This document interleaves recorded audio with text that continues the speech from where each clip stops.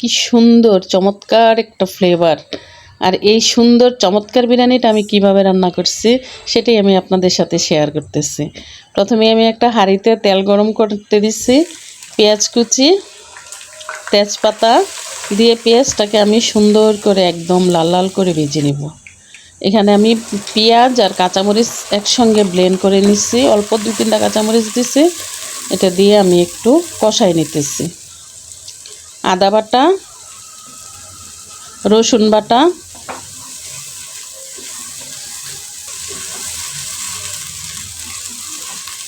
Tomato, সবগুলা মশলা একে একে দিব আর সুন্দরভাবে কষানো হবে। আপনারা খেয়াল করেন, জিরার গুঁড়া, গরম মশলার গুঁড়া, পরিমাণ মতো লবণ, খুব ভালোভাবে মশলাটাকে কষায় নিব। টক দই,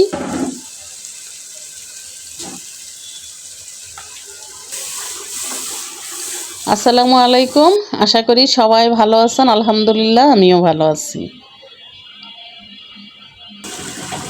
মুরগির মাংসগুলা দিয়ে দিলাম।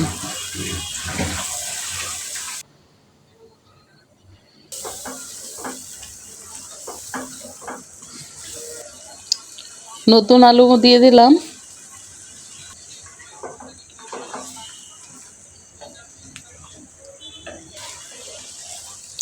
ভালোভাবে নেড়ে চেড়ে মিশিয়ে দিচ্ছি। মটরশুঁটি, এই সিজনে মটরশুঁটি ছাড়া বিরিয়ানি হয় না। কাঁচামরিচ, সবগুলো একসঙ্গে ভালোভাবে মিশিয়ে দিলাম। এখন ঢেকে দিব। মুরগিটা কষানো হয়ে গেছে।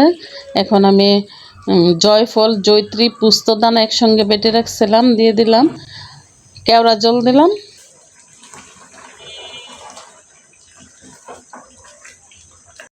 তো মুরগি রান্নাটা হয়ে গেছে। এখন এর মধ্যে আমি পোলাও চাউল দিয়ে দিলাম।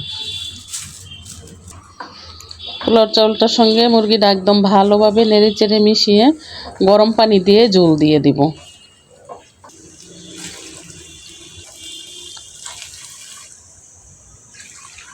পরিমাণ মতো ঝোল দিয়ে নেড়ে একদম।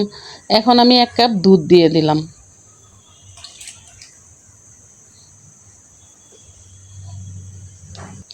ঢেকে দিলাম।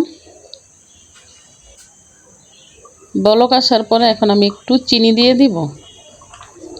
ঢেকে দিব। হয়ে গেলে নামিয়ে ফেলবো।